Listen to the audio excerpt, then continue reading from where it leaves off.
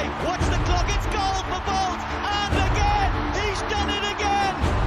Taylor, one last chance to launch a massive one. Oh my goodness me, that is absolutely huge. Watch the clock, it's so very, very quick. Watch it, it's 1:42.38. World leading time by a long, long way.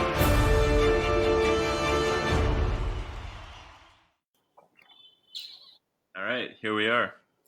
So welcome to the second episode of Watch the Clock. This week is basically going to be all about USATF Nationals. There wasn't a Diamond League meet this week, so we're going to recap some of the best moments of the USA Nationals. What a meet it was. Great meet.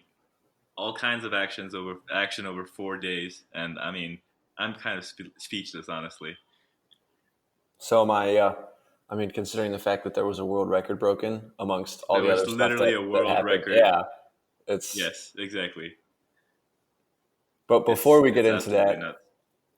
Yep. Ani and I were just talking about who has the best juice lab on the planet, and so so you tell them what you think it is. For me, it's got to be whoever's juicing Gatlin, because that man is literally edging 40 and running 990s, and I don't know when he's going to stop. So I think that's got to be some of the best quality juice on the planet. That's a good point. And I know that you're not going to like to hear this, but for me, it's got to be Bolt. Whoever is juicing Bolt has got to have the best juice, because it was so effective that he has multiple world records and he was never caught. God damn it. All right, I'm not going to get this with you. That's all I wanted to say about that. But anyway, let's talk about USATF Championships. All right, so, let's get started. You want to go chronologically or like by compiled results? Yeah. Let's do it like by day. So let's start with the first day. Sure. And then go from there. So interesting stuff for me. Men's decaf was on that day. So I was watching those results pretty closely. And is it, I don't know, maybe this is going to sound a little boastful. I hope not. But I actually would have beaten one of the guys on day one. Oh, wow, really? Yeah. This guy, Andrew Gazzone. This is a call out for Andrew Gazzone. I would have beaten you on day one, man. I should have gone to Nationals. Where is he? Like, what's his background? Is he from which college is he from? He's not representing any college. He was an unattached athlete. Oh, I think I looked him up. And You've got to. Let me see. Okay, here's his T-First page. He went to Colorado. And he was redshirted at Colorado. So his best deck is actually kind of impressive. It's a 70-83. So that's not too bad. Good. No, it's definitely not. But I guess he just did not have the best day, because he ended he ended day one with a 34.47, and I'm somewhere in like the 35 range on my best day. Mm-hmm. Yeah. Or at least that's what I have done. So yeah, wouldn't have gotten last at Nats on day one. That's pretty cool. That is very cool. What about Will Daniels? Was he injured or something? Like, doesn't he have like a PR that's in the 7,000? Yeah, I don't know. He must have like chosen not to compete or something, because he didn't go, and I was half expecting for him to go. But someone, because he definitely go ahead, could have made the mark, I think. Yeah, I agree. Someone from D3 who did end up going though is Jack Flood, if you've ever heard that name. Yeah. And he we were talking about that. He represented us pretty well, which is kind of neat. Yeah, that's awesome. I think at one point, I mean, not as well as some other people. We'll get to that. What do you mean? Wait, I don't know what you mean. Well, I'm talking about Waddle and Jonathan. In the women's 400, yes, she literally qualified to go to Doha. Oh yeah, that was really cool. I mean, making it to nationals and then making it through the rounds was already like impressive enough for me. And now she's literally going to the World Championships.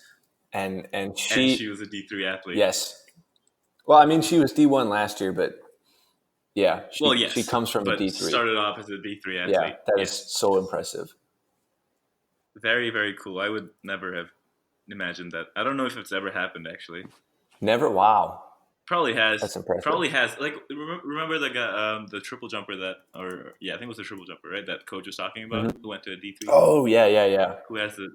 Yeah. So he probably made it to World Championships, but it's probably, like, really I would imagine so. rare. Yeah. Yeah. Good God. Where was that? North Central? Yes, North Central. I He had, like, remember that. PR of, like, 17:20 or something. This is just nuts. Yes. So it's so funny to me that the shot put and the triple jump school records at North Central are the same at 1720 or 1770 or something like that. That is That's funny. so crazy to me because those are both pretty good college. Like obviously 1720 is like basically world class. Like it is world class. And then like 1720 is still a really impressive mark for a shot put as well. And that's super cool. Yes. All right. Then All right, so what else did you have on day one? well, let's see. There was men's discus, women's javelin, women's triple jump. I'll leave women's triple to you. Yeah, women's triple jump. Or you talk about that. That was Go ahead. Yeah, so women's triple jump was really good. Kedera Orji, I think that's how you say your name, was 4 times. This was her 4th consecutive national title. 14:56 qualifies for Doha.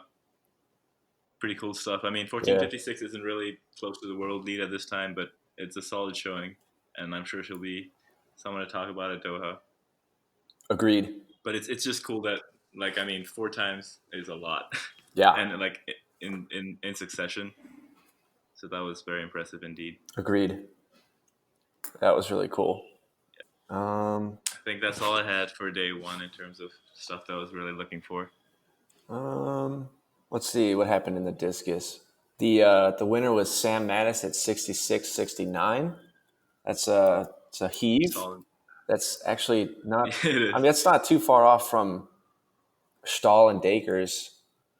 No, not at all. I mean, the two of them are. I don't know. I don't know if he'll pass them, but it's a pretty good showing from an American at this time, I guess. So that's pretty cool. Yes, very much so.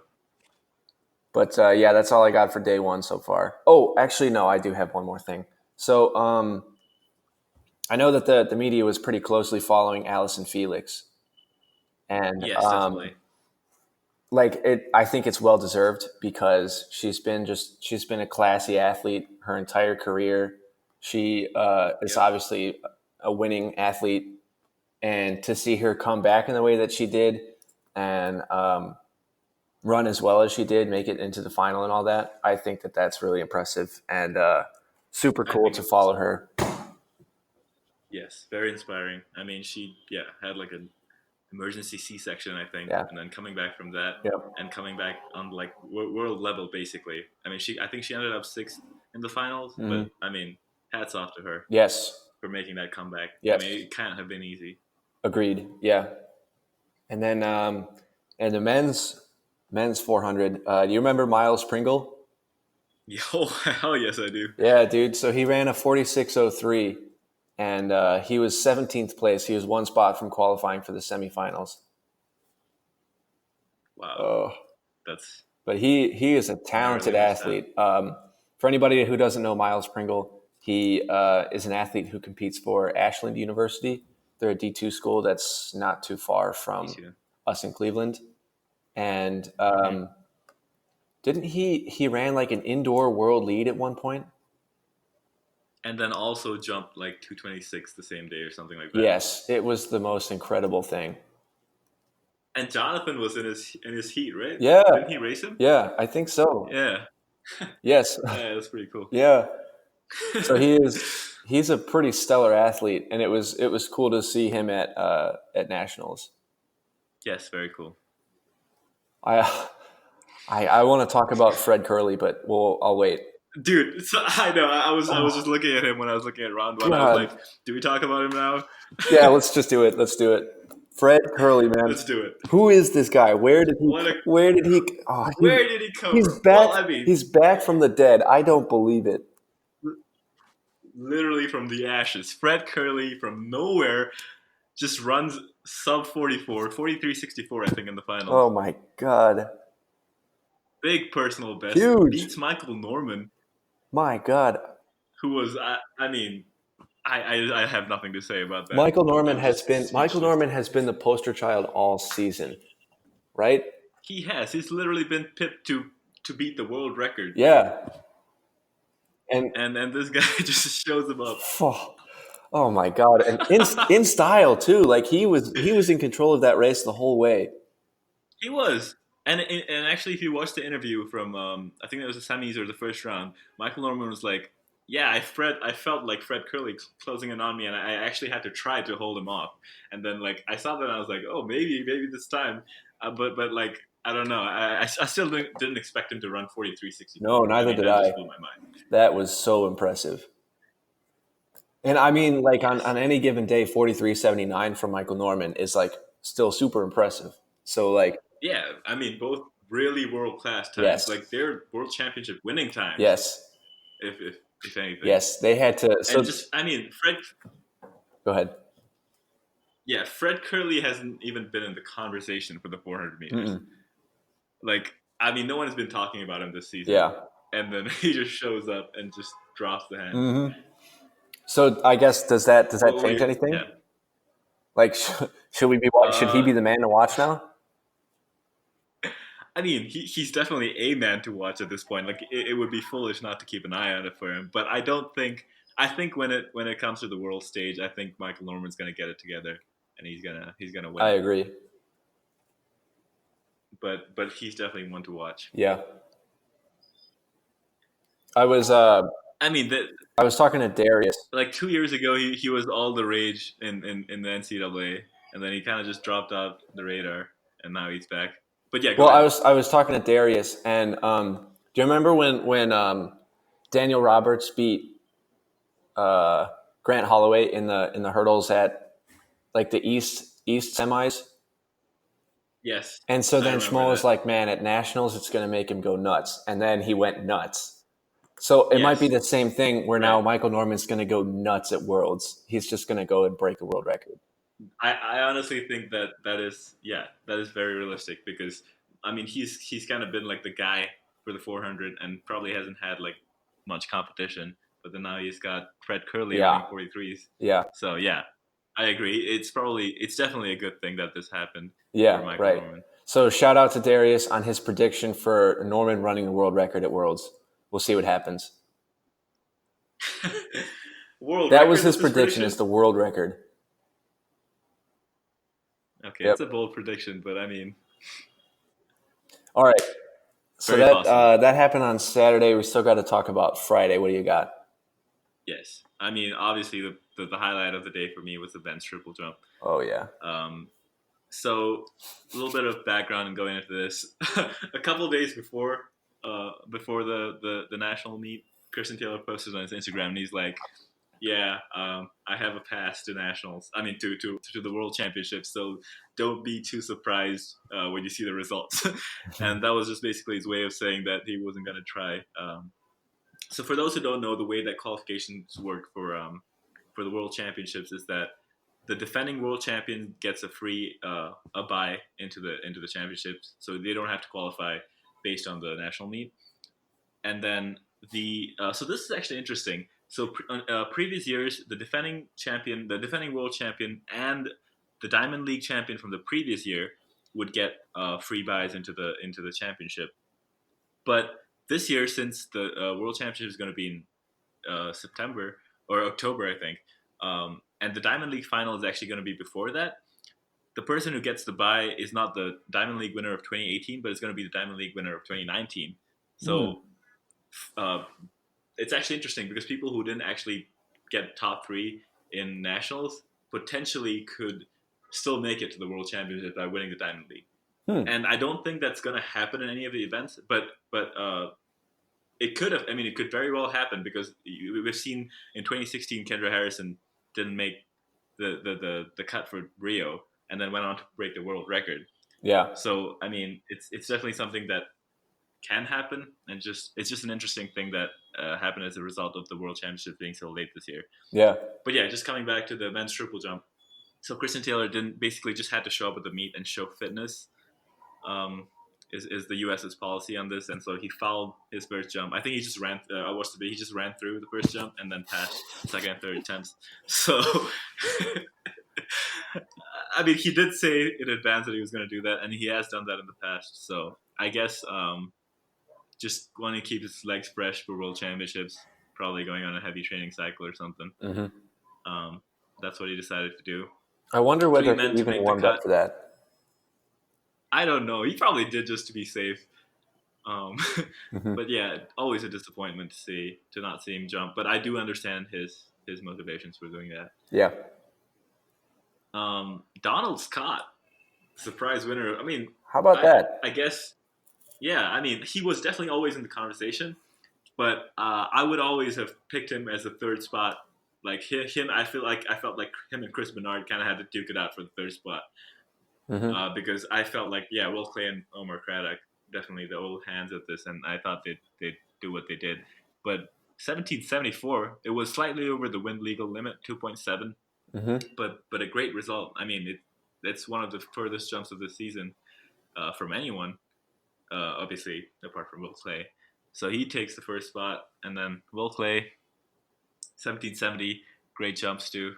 Very consistent. He had a lot of 1760s and 1770s in his series, so he's looking in great shape. And Omar Craddock takes the third spot. So basically, 3 Florida Gators are going to the World Championships. That's super cool. And Chris Bernard is as usual missing out when it counts. Or Chris. I mean, I feel bad for saying it, but 4 fouls in a row. I mean, yeah, that was just sad. I mean, he looked pretty good, and I feel like he could have slid into that third spot because 1755 wasn't. He did jump 1733, so it's not like he had a bad day.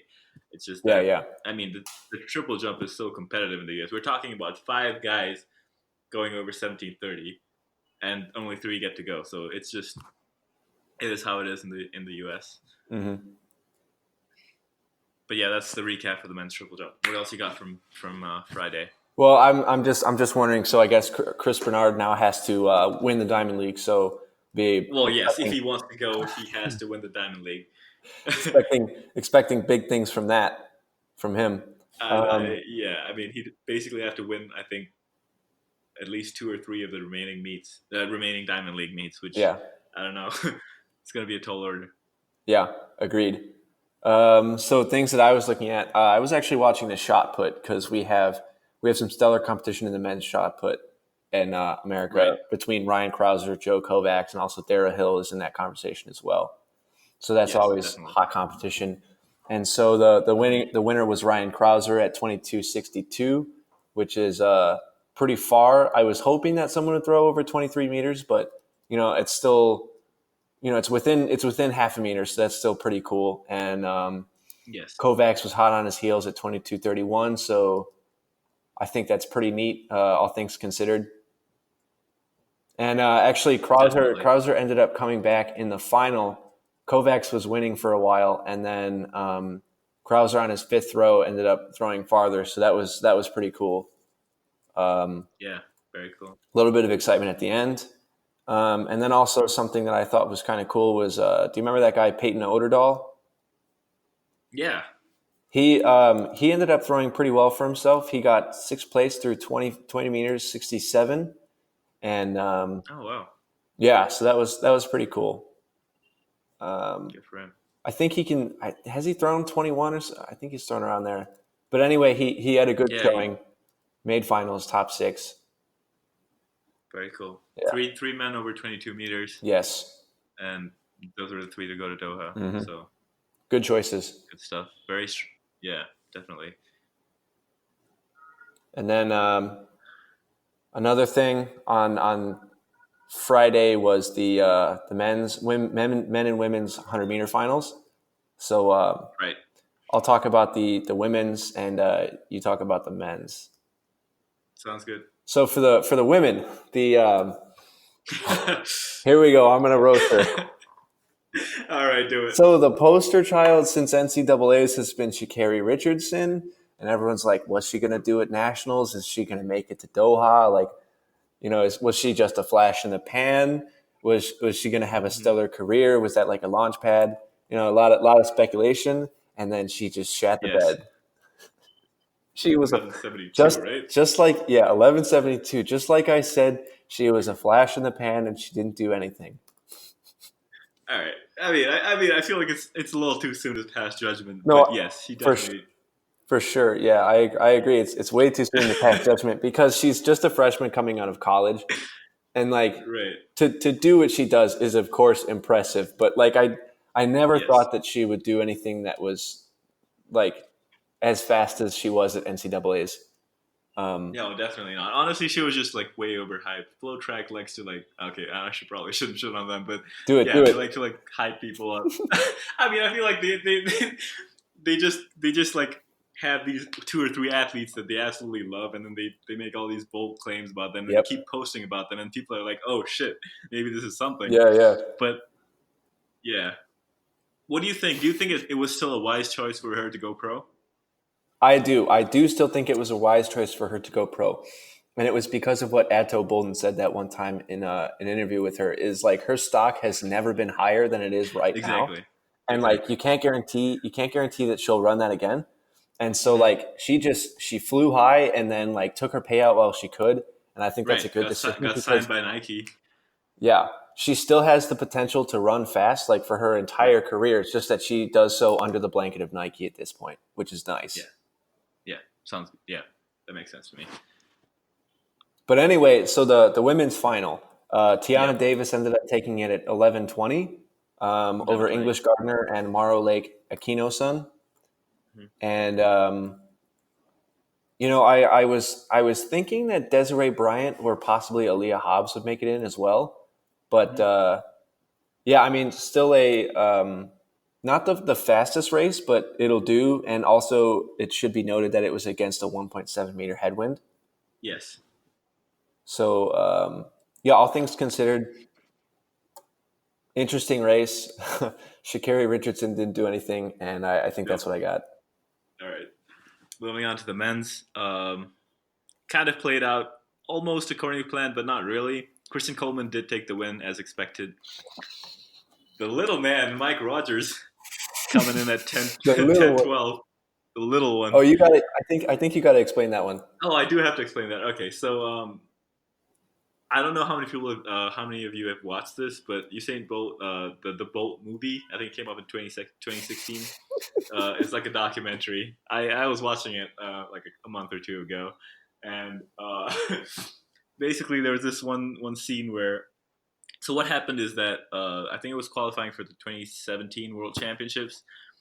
Usain Bolt actually. So Jamaica has a similar concept to the U.S. where they use the Jamaican nationals as a selection trial for major championships. And what ended up happening is that Usain Bolt had a minor hamstring niggle and wasn't actually able to compete in the Jamaican nationals. But he still ended up getting selected as part of the Jamaican squad to be to represent Jamaica in the World Championships. And obviously, like who wouldn't? Obviously, I mean, I don't think it was unjustified at all. But then the Americans were having a field day with it because Justin Gatlin was saying things like, "Oh yeah, it's not how it works in America. Like here, you got to show up and you got to win." Which I mean, yes, that's true because we have seen them being very cruel about it, like with Kendra Harrison, and it just is a strict cutoff. And I feel like he was kind of shitting on Usain Bolt a little bit, but was also like kind of respectful about how he said it. But then Michael Rogers was just like, yeah, this guy, someone has to like show him up because he just goes around strutting like he's the boss and like he can get away with anything. But like, yeah. And then Usain Bolt was listening to all this and he was like, I can understand like what Gatlin said. And like, I mean, I don't really appreciate it, but like, at least he put it like in a decent way. But then the little one, he hasn't even won a world championship or Olympic championship, hasn't even won a bronze medal at any of the major championships. And he wants to talk about me.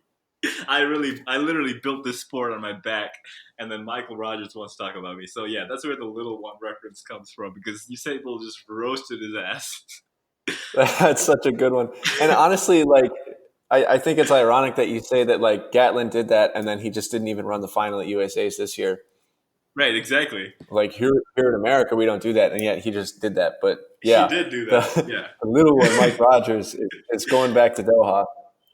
I mean, honestly, at this point, I've got to give him some credit because I feel like I've been seeing his name for the past 10 years just show up at these world class meets and like never do anything special, but like I feel like he's just been on the circuit for so damn long, and that Yeah, that's a good point. Yeah, that definitely takes something. Ronnie Baker and Isaiah Young looked good in the Oh qualification round, man, so I yeah, honestly thought that one of them or both of them could make it. But yeah, didn't have a great race, and Michael Rogers and Christopher Belcher ended up taking the last two spots. And yeah. Cravon Gillespie, he didn't make the team either. Promising talent. He ran sub 10 at nationals, right? Did he? Mm-hmm. Yep. Yeah. Yep. So he was 998. one to watch as well. Pretty stacked field, and it was a good race. Also running into a 1.0 headwind. So a few surprises there, but yeah, I mean the favorites did get through, so Yes. that was. I mean, ever since last season, I've been a big fan of Ronnie Baker. He was last season, not too much this Yes. season. Yes, He was a staple on the Diamond League, and he was running really well for himself. And I thought that he could do big things this year again too, but I guess it just hasn't come together for him yet this year. Yeah, unfortunately. Yep. All right. So I've been a fan of his, but yeah, that sounds like it wraps it up. And then also the decathlon final was that day, and so I mean, this is day 2 is where I typically get blown out, just because I'm not too good at the throws, and I'm not too good at pole vault or anything like that. But anyway, Right. Devin Williams ended up taking it with 82.95. He didn't have to do too much work in the 1500, which was nice because I know that, like, from experience, or maybe not from experience, but just sometimes there's a lot of pressure on the 1500 as that someone's faster than you are, so you have to either stick with them or try not to let them beat you by too much, or you have to beat someone by a certain amount to win over them. And so that's always like it's very, very calculated as to how much people view that race. It's a stressful one already because like we don't run that a lot, and Definitely. and so everyone always everyone has it figured out like what exact time they've got to run, and everyone's just chasing that. So it's always a high pressure race, I'm guessing. Yeah, and I'm not a huge. No, go ahead. Yeah, I mean, I feel like it would be nice to not have to worry too much about it. Yeah, so he certainly didn't. But anyway, I'm not a huge fan of that whole like jockeying for a certain position thing, or like I just want to see guys go out and race. But anyway, yeah. So Devin Williams ended up winning. Solomon Simmons took second, 82.27, and then Harrison Williams, suspicious last name, with the Williams. I'm wondering if they're related, but I'm not sure. That would be cool if they were. Yeah. But congratulations to Devin Williams. Now he's a national champion in the men's decathlon. All right. Moving on to Saturday. Yes. Oh, big day. Let me talk about the pole vault a little bit. Yep. So Sam Kendricks had a bye coming into these championships. He didn't actually even have to compete. He could have cleared a single bar over like 540 or something and called it a day. But no, what does he go and do? Clears all the bars till 591 without a single failure. Moves up the bar to 606. Oh my God. New American record, world lead, just a personal best, everything. I mean, I honestly did not expect that at all. I wouldn't have been surprised if he just didn't even try because he didn't have to. But I mean, Sam Kendricks honestly doesn't seem like the kind of guy who would do that. But nope. But going 606 is just that was beyond my wildest imagination. It was amazing. Good God! Like, what an impressive athlete he is. Because, like you said, he could have easily just taken a day off. He could have just Then he could have stopped at 591, and he had the Yeah, I mean, competition he won, had and that he would have had been the enough. national championship in the bag at 591. He didn't even have to go further than that. I Yeah. guess he felt good, and he just went after it. And I mean, it was a great clearance as well. I mean, he did knock the bar a little bit, but Clearance is a great clearance. clearance is clearance. And he takes the American record from from Mondo, actually, who represents Sweden, but he's an American citizen, so it counts. Mhm. A lot of people, Yep. a lot of people were up in arms over that, but well, I guess now it's Mhm. back where it belongs, I guess. Yeah. Yep. So great day for Sam Kendricks. That was super cool. And then they had that dog pile on the mat afterwards. Yeah, that was. I just It's love to just- see that. Yeah, it's amazing because he's such like I've never met the guy, but you can tell that he's just such a good And competitor, everyone and he's loves him. always Yeah, everyone loves him. So it's always great to see him succeed. definitely. I mean, and honestly, the pole vault is such a special event for me to watch because it almost honestly feels like all of them, even though they're competing against each other, are like on the same team. At least at like the Diamond League meets and the like non-championship meets. Like they honestly seem like they're like super happy for each other, and they're always like poking fun at each other on Instagram and stuff. It's just it's really nice to see. Mm-hmm. Yeah, I agree. Yeah. So All that was right. super cool. Women's long jump. Here Oh we go. yeah, Brittany Reese. Si- 7 meters. Love to see it. exactly. And it's the same story with her. She didn't have to. She was a 2017 world champion. Right. But goes out 7 meters, Yep. gets a facility record, season's best. I mean, and she's been chasing that 7 meter mark all season. She's been posting on Instagram about it. She's like, all right, it's loading, and she hasn't really been able to pull it off. But I feel like she's back right now, and I'm honestly really glad to see it. Yes, there it is. Big, exciting stuff from Brittany Reese. So, yeah, I mean, another example of someone who didn't have to do anything she didn't want to, but there she is. She did it. Right, exactly. 7 meters. And honestly, I mean, she had it won with her 684 in the first round. She could have called it a day. Did. Right. And then, 7 meters. Good day for her. That was awesome. Great day. How about Tori Bowie coming in fourth with the 678? How about that? Tori Bowie. Yeah. Interesting. Haven't seen her around in a while, but it was good to see that she jumped well. Right, and I mean, honestly, missing out on the championship spot by literally the factor of the second jump, because she had the exact same distance as the person in third, but she missed out because of worst second jump. So that was kind of sad. But yeah, and she was only 1 centimeter behind the person in second place. It was 678 to 679. Yeah, so really close matchup there. Super close. So good for her to do well after taking a lot of time off. Yeah, exactly. So that was some cool stuff. And then Katura Orji, 668, all around athlete, stud. Yeah, honestly, you don't see a lot of people double up and actually compete well in both. I mean, Will Clay is an example, but apart from him, there's not there's not a lot of people. Okay, so I want to talk about the 400 meter hurdles. Yeah, for sure. Yes. For sure, go for it. All right, excellent. So these guys, man, these clowns. It's just the whole world is going to explode when we get to World Champs, because Rai Benjamin in the semifinals, he ran like a 48 mid or something like that, and just didn't break a sweat, right? So he comes out here. This guy has the audacity to come out here and go 47-23 all alone. And all alone with absolutely no competition. He's doing incredible stuff. Ah, man. All alone. The second place was TJ Holmes, the 48.55, which by all means is a good mark. Miles That's away. a great it's mark. It's miles away, though. Yeah. Yes, but he is just a class of his. Well, not a class of his own. He is just in the top tier of competition now, and I'm super excited for this World Championships. Good God, we need to get these three guys together.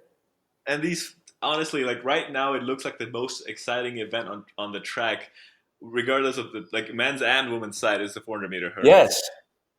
Because we literally have a world record on one side and another one with just literally just on the brink of falling, and we just don't know who's going to take it. Yep. And on the women's 400 meter hurdles, that was a super impressive race as well. because Amazing race. the entire way Sidney McLaughlin was pushing Delilah Muhammad, and it was just, oh my God, what a fantastically stellar race. Amazing race on a wet track too. Yes, on a wet track. Amazing. And it was funny because I actually saw Atto Bolden tweeted out that apparently old school coaches would say that it was because of the wet track, because apparently they believe something about the wet rubber being more bouncy or something like that. if you say so. Yeah, but I mean, regardless, I mean, she just pulled away in the last stretch, and Oh my goodness, honestly, she looked so strong in the last 100. yeah, and Sydney had a great race in her own right. Yes. I saw someone tweet out this. So in the 2016 trials, Delilah Muhammad ran 52.88 to win, and that was a meet record at that time. And this year we have Sidney McLaughlin running the same exact time, 52.88, but coming in second because literally the person who was in first broke the world record. So I mean, just goes to show the depth in the 400 hurdles for the U.S. Super impressive. Yeah. So that's an amazing race to watch. And then what about Karen Clement? Karen, yes. How about that? A little bit of a comeback from him. Yeah, I mean, unfortunately didn't break 50 in the final, but he made the final, which is pretty cool. Yes, because he's kind of an old timer, isn't he? Definitely. I mean, I think you were mentioning that he was one of the first people that you saw hurdling and stuff. Yes. Yeah. Yeah, growing up. Yeah, he according to the IAAF, he was born on the 30. Wow, he was born on Halloween, 1985. Yeah, so he's been around for a while. Yeah. Was it 20, 30? Yeah, 34. Yeah, 34. So that's a ripe age to be running 400 hurdles. So good for him. Yeah. Good stuff. But yeah, well, Jesus, like you said, the 400 meter hurdles is just a stacked event to watch. Yeah. On both the men's and the women's side. Mm-hmm. And then we kind of touched on the women's 4, but go ahead and do that one. Sure. Yeah, so I mean, we touched on the main points. Allyson Felix coming back, 51.94, finished the 6th, decent time, and honestly a great comeback from her. And Waddle and Jonathas, we touched on this. She was a Division 3 athlete starting off, 9-time Division 3 champion. Made it to the finals, and I was already super pumped about that. Takes the 3rd spot with a personal best, 50.44, punches her ticket to Doha. And honestly, it's just like so inspiring to me that like a Division 3 athlete can go on and do that, because that's a dream for us. Super, yeah, that's the dream. I mean, super impressive. But she is a really stellar athlete. I mean, she won NCAAs in D1 for the 400, which in an astounding fashion as well. Pretty close race, but yes, I mean she's going to Doha, and that's super cool. And then also someone that I want to briefly mention in the women's 400 is the local talent Jessica Beard. She's from Euclid, Ohio, which is pretty close to Case's campus, which I think is really neat because she just represents the local area really well. I mean, she runs on the professional circuit quite a bit. She has been around, so it's cool to see her doing really good stuff as well. Yes, that's awesome. Adidas sponsored athlete. Yeah, super impressive. And then we had Kendall Ellis in second place with 50.38, and then Shakimba Wimbley 50.21. So no one breaking 50, but getting the job done, and there'll be some people to watch. Very solid representation in the women's 400 for America. Yeah, and then I think we kind of talked about the men's side with Fred Curley taking the win, 43.64, just absolutely phenomenal. Facility record, personal best, just out of nowhere. And Michael Norman running sub 44 as well, 43.79, competing with Curley all the way. Yep. And then these two just in a league of their own, and then Nathan Strother coming in with 44.29 to wrap up the top 3 there. Yes. Yep. Very, very impressive race. I'm still stunned by Fred Curley, but that'll be another interesting thing to watch. I wouldn't have expected that in a million years. Yes, definitely. Is he? So do you think he's going to make the Diamond League final? Has he? I don't think he has run any Diamond League races, right? I'm not sure whether he has run just 1 or 0, but yeah, he hasn't run very many for sure.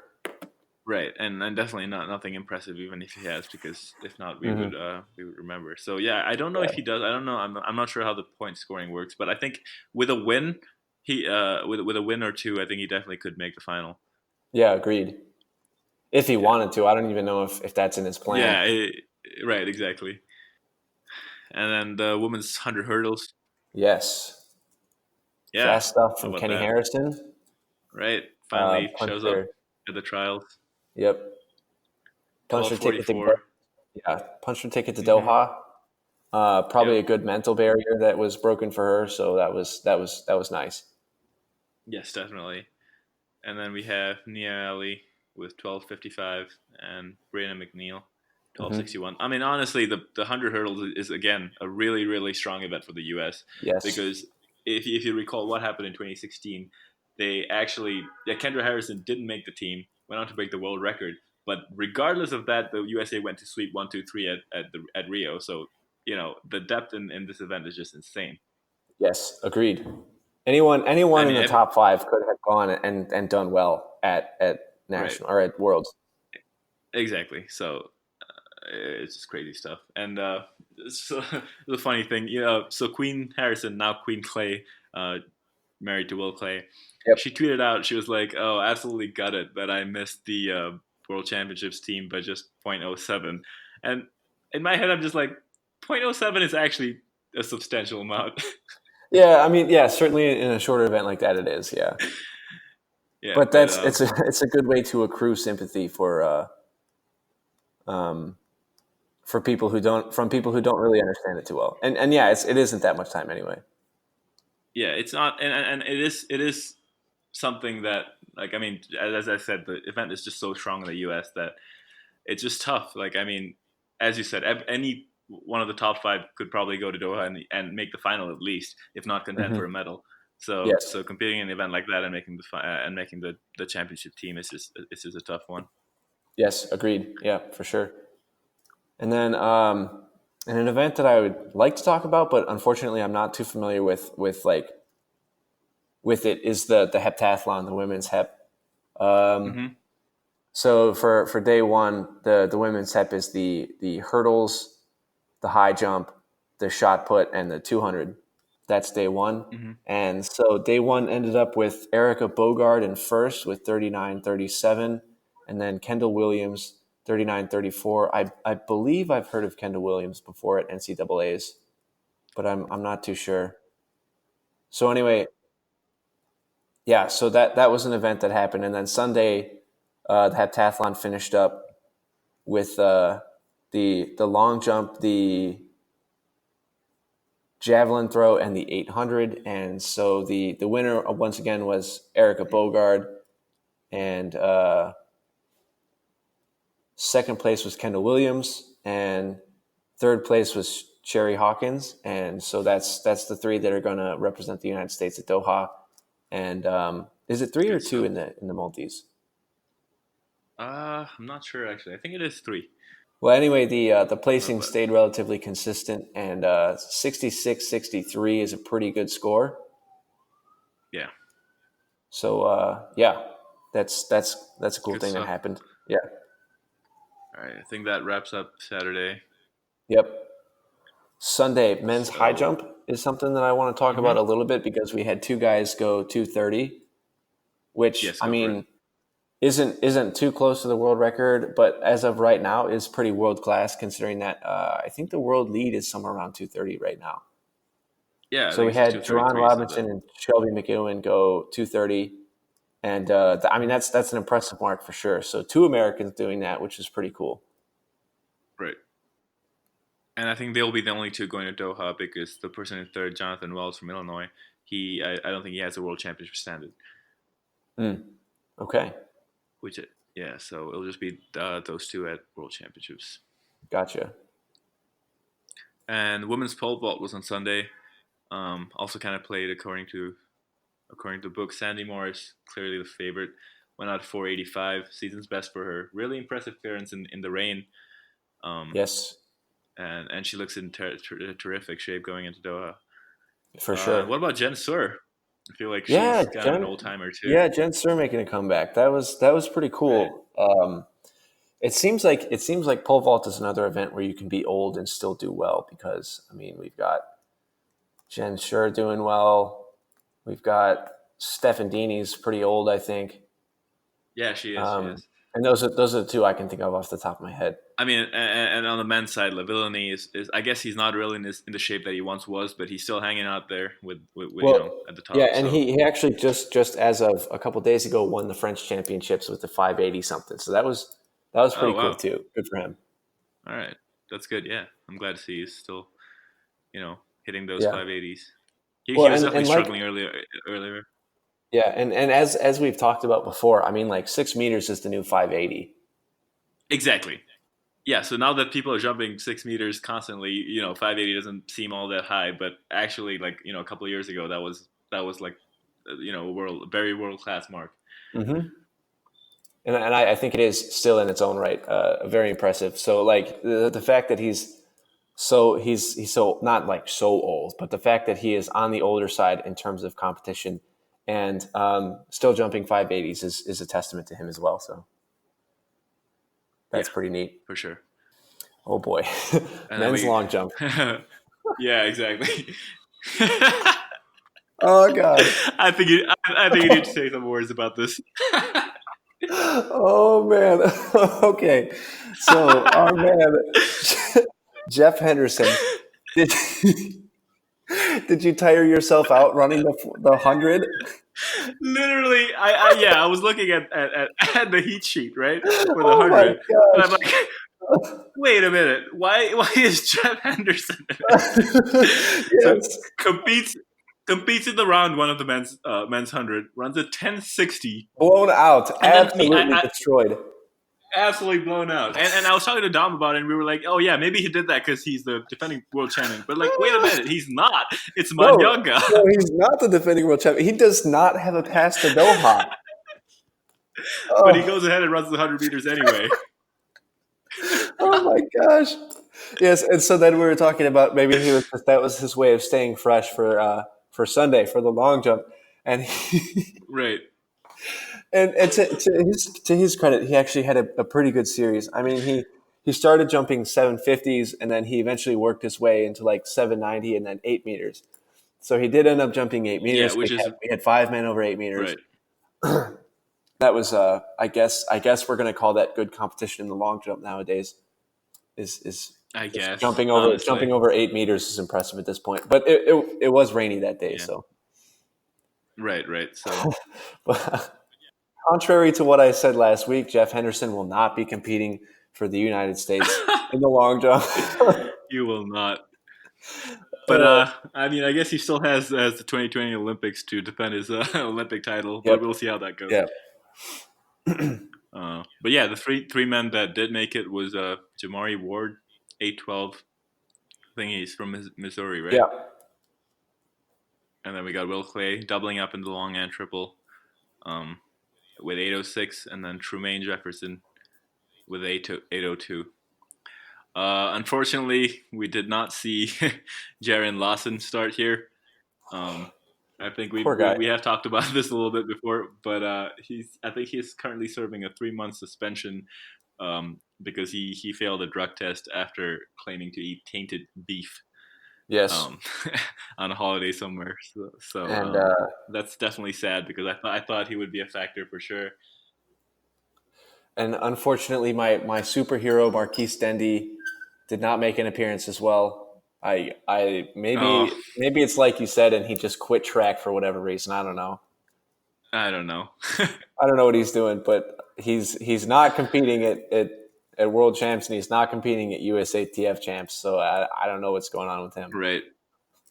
Yeah, he's probably either like recovering from a really bad injury or just kind of gave up, which would really be a tragedy because I mean he was a character. Yes, he certainly and supremely talented. I mean, he was a 17+ meter triple jumper and an 8 meter guy in the long jump. Yeah, which you don't see every day. Yeah, very impressive talent. But yeah, it didn't show up as well. Him and Jerry and Lawson are just They're hanging out together somewhere else, eating tainted beef. Right.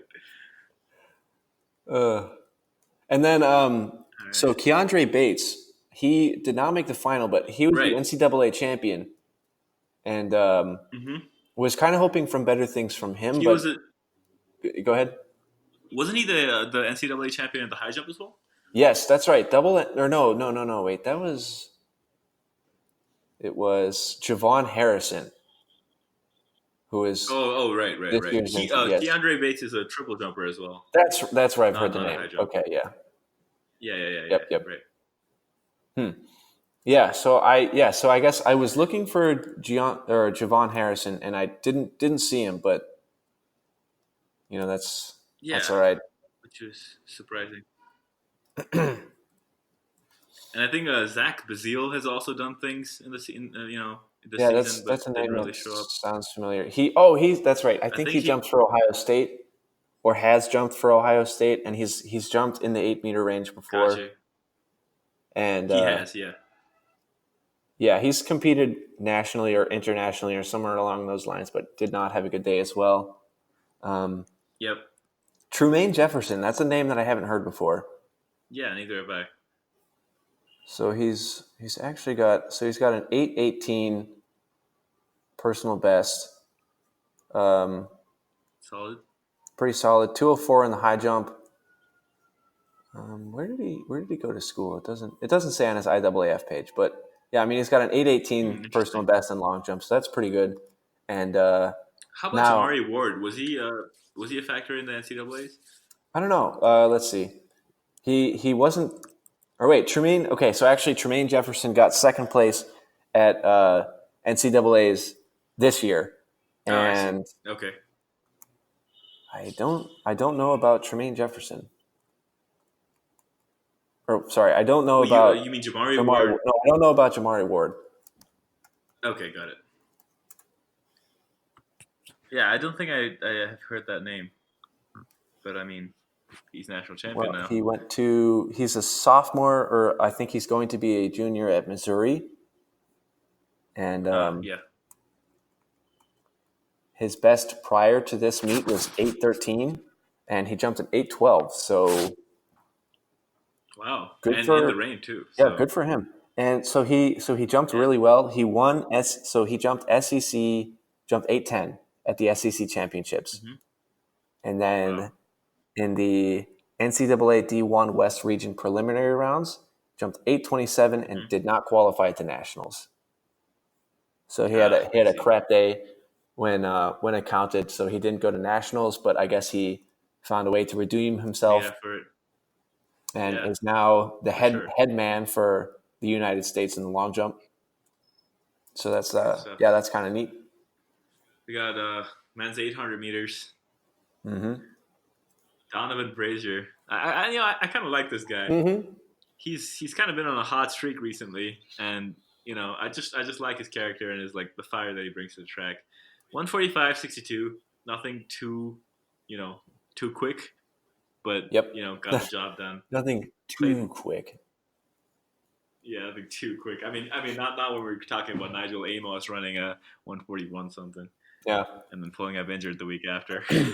But, poor guy, man. Hope he's doing okay. I feel so bad about that. Hope so too.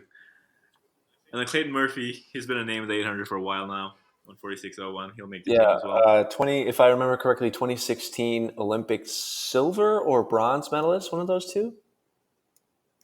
Yeah, I think so. So Olympic medalist Clayton Murphy, also a relatively local talent, went to school at Akron.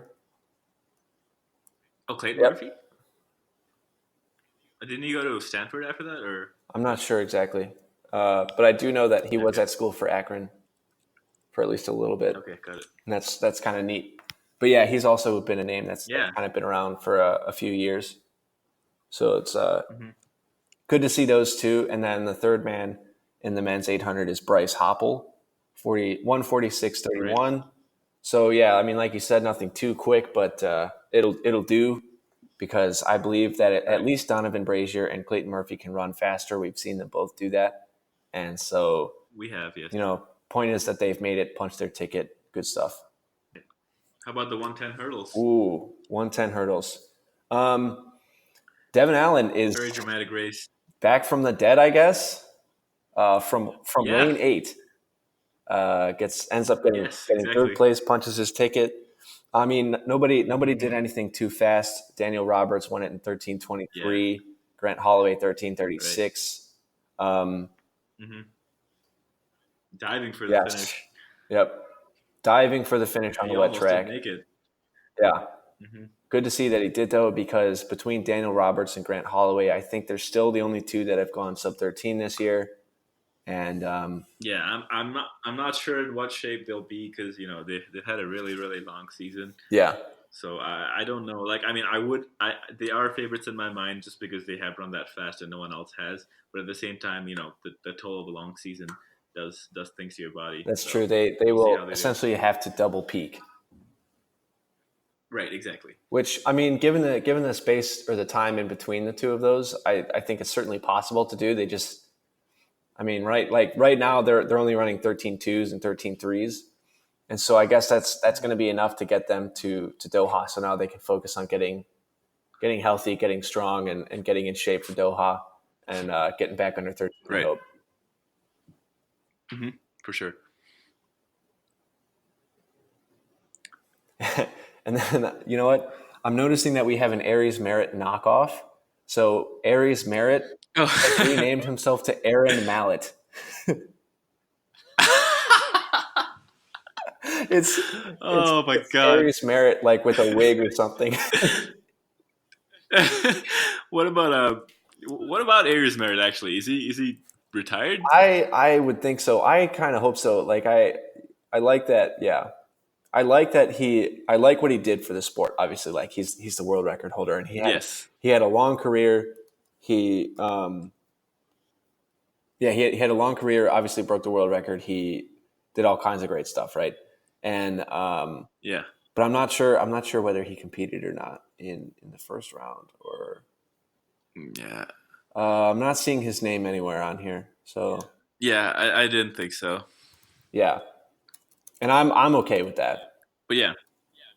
I mean, we have the new generation who are doing really great things. Certainly do have a new generation. All right, so and then I think the other big ones for Sunday were the 200 meter on the women's and men's side. Yep. We also have the women's 800. Aji Wilson. Just want to mention that real quick. She went sub 158. So that's a pretty quick time in the women's 8. So that was neat. Yes, it is. Because we actually have some talent. We have Aji Wilson, Hannah Green, and Raven Rogers all sub 2 and well under sub 2. So that was pretty cool. That I think they'll be in the conversation at Worlds as well. So that was neat to see 3 women under 2. Mm-hmm. And then, like you said, the 200. So go ahead and do that. Take it away. Yeah. So, I mean, men's 200 also kind of played according to the plan. Noah Lyles won with 1978. I mean, good time going under 20 seconds is always a good thing in the 200 meters. And running into a little bit of a headwind. Christian Coleman, doubling up for World Championships. He has said that he's aiming for, a double gold at World Championships. He certainly is looking in good shape, 20:02. So didn't quite break the 20-second mark, but right around there. And, he is giving Noah Lyles a run for his money. I did think it was surprising that Noah Lyles didn't choose to run the 100 because he has run fast this season.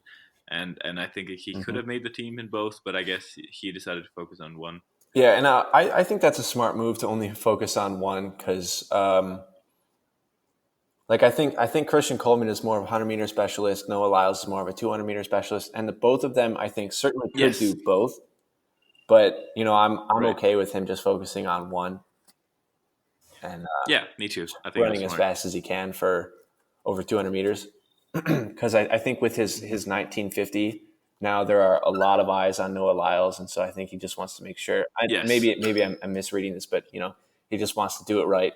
Run fast in the 2. Yeah, and he did mention that he wouldn't compete in the 100 meters unless he was absolutely sure that he could also win gold in the 100 meters, and I don't think he's confident of that at this point because we have people like Gatlin and Coleman, and then we have freaking Johan Blake coming from the dead.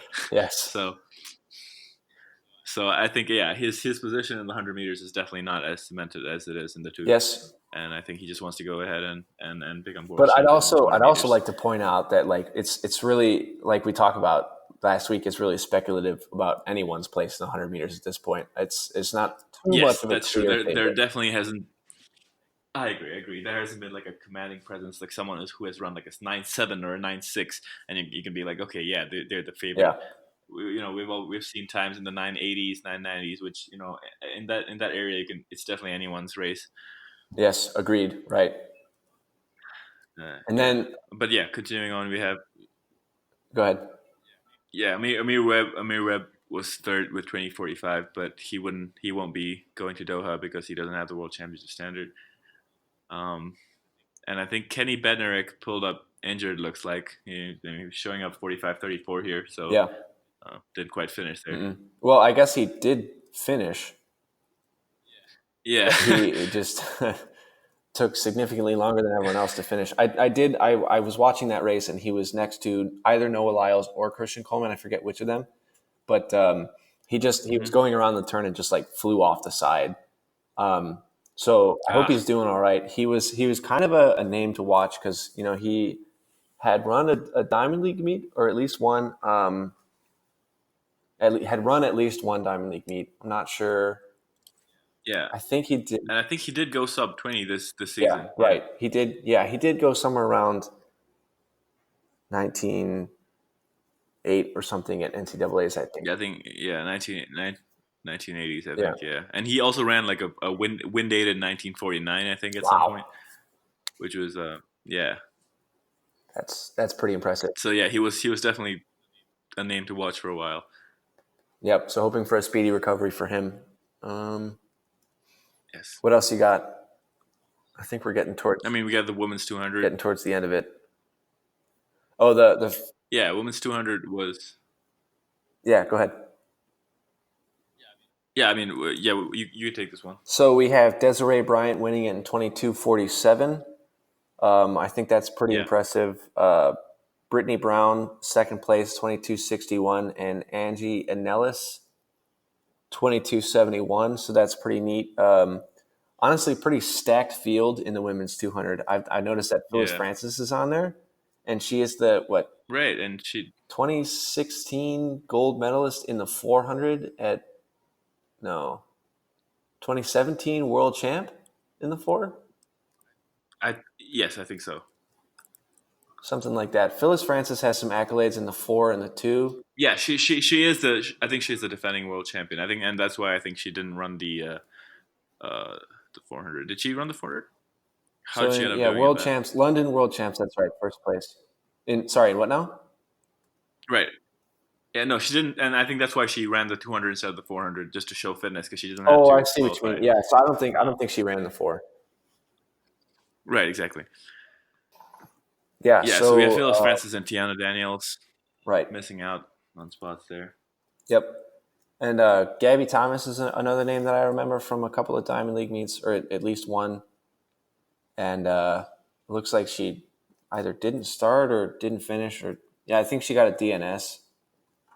But she won't be competing at Doha. And so solid field from the women's 200.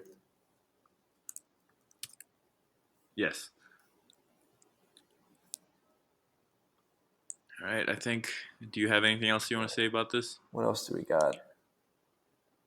Oh, I guess not related to USATF Nationals, but I think you had a little nugget about Kevin Meyer and the 400-meter hurdles. Oh my goodness, yes. So I don't know why I was doing this, but I was looking at Kevin Meyer's personal bests, and as it turns out, my personal best in the 400-meter hurdles is faster than the world record holder in the decathlon, Kevin Meyer, in the 400-meter hurdles. So I think he's like somewhere on a 54, like 70 or something, and my personal best is at 54:40 something or other. Well, thanks. Shucks. But anyway, But anyway, in at least that aspect, I am better than Kevin Meyer in the 400-meter hurdles, and he did it in 2017. So like it was like when he was in shape. So it wasn't like it's not a junk mark in my opinion, and No, it's definitely valid. that's kind of cool. Yeah, it's cool. I think that's all I have about nationals. Yeah, Another interesting thing that I was reading about this week was so it looks like from next year onwards, the Diamond League is trying to cut short the meetings. So they're trying to keep it in such a format where they're going to be able to fit it within like a 90-minute like broadcast session. yeah. So they're considering cutting a couple of events, and I saw Kristen Taylor talking about this. It looks like triple jump is one of them. One of the events that is considered being cut. So that would be I did not know that. tragic if that happens. Yeah, I hope that doesn't happen. But yeah, but I mean, it has been like, so triple jump used to have seven Diamond League meets where it was featured, and then it was cut down to 5, and then I think it was cut down to 4 now. And it looks like, so they have definitely been phasing it out, and I definitely hope that it's not completely cut out of the Diamond League, because that would be a real big loss, because I mean, honestly, it has been one of the more interesting events to watch. I agree. But honestly, it's something interesting to me was Christian Taylor was kind of nonchalant about it, because he was like, yeah, it's obviously something that I don't want to happen, because it's a major source of income for most triple jumpers. But he was just like, yeah, if it doesn't end up happening, I'm going to try my luck in the 400 meters and see if it can be world class in that. But like, if not, then I'm just going to move on to the next thing. And so at least for him, he's got like something else to do. Right, and I guess Will Clay could focus on the long jump, but a lot of the others are just triple jumpers solely, so that would be tough for them. And I mean, we have, like, in my opinion, 2 guys who are still capable of breaking the world record in the 2 that you just mentioned, Christian Taylor and Will Clay. And yes, exactly. The fact that those 2 are still competing, and like, I mean, and it's like, not to say that like nobody else could break the world record, but just like we have people in the competition currently who have the potential to break the world record, which would be really exciting to have happen. Mm-hmm. And like, if it could happen at a Diamond League meet. So, I mean, I guess. Yes, exactly. Yeah. I mean, and apart from the Diamond League, there really isn't much, many meets that are considered world class. So it would be really sad to see the triple jump only be like a world championship or a Olympic event, and not be, not have world class meets that have the triple jump apart from those. So I certainly hope that doesn't happen. And honestly, in terms of like the whole cutting the meet short aspect, I feel like the jumping events are less of a burden in terms of time, because they can run in parallel with the track events. So yeah, exactly. I feel like they would be better off if they wanted to really cut the program short, cutting one of the distance events or something else that actually takes time on the track. Well, are they considering getting rid of some of the distance events? Because I heard that they were. They weren't running. Like, they were talking about, I think. Go ahead. Yeah, I think they were talking about the 3K and the steeple. But yeah, go ahead. What were you saying? Well, I think I've heard that they're definitely not running like at least the 10K anymore, and potentially cutting out the 5K. Right, exactly. And making it a 3K or something like that. What is it? Yeah, I think that's what they were thinking of. Like changing the 5,000 to be a 3K. I see. So it's all talks right now, so we won't know till they finalize it. And I honestly think that the whole thing is like pointless, and I think it's fine as it is. But I guess they have done some market research and figured out that 90 minutes is a sweet spot for some reason. But I mean, to me, I think that people, like, from my perspective, I think that people who are gonna sit down and watch Diamond League meets care enough to watch the whole thing. I agree. Absolutely. And I don't think you're really gonna gain much more viewers by cutting it down to I honestly don't think, I don't know who they're doing it for, because like people like you and me, like, I mean, anyone who watches a Diamond League meet, like a Diamond League is not a world championship or Olympic, like anyone who watches it is a track nut. Yes. And I don't think that, in fact, I would think that they would prefer to have more track to watch. I agree. So, yeah, I agree with that full-heartedly. And hey, you know what? here we are. So we're speaking as a media influence right now. This is great. So like, we have influence now. We have the platform and the voice.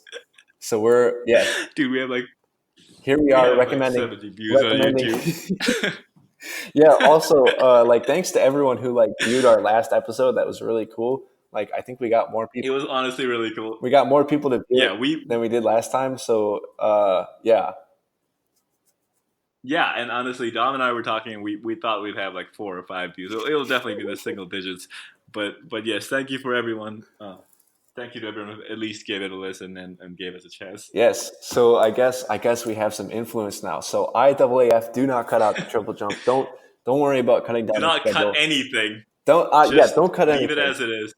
Like you said, because we will watch. We will watch.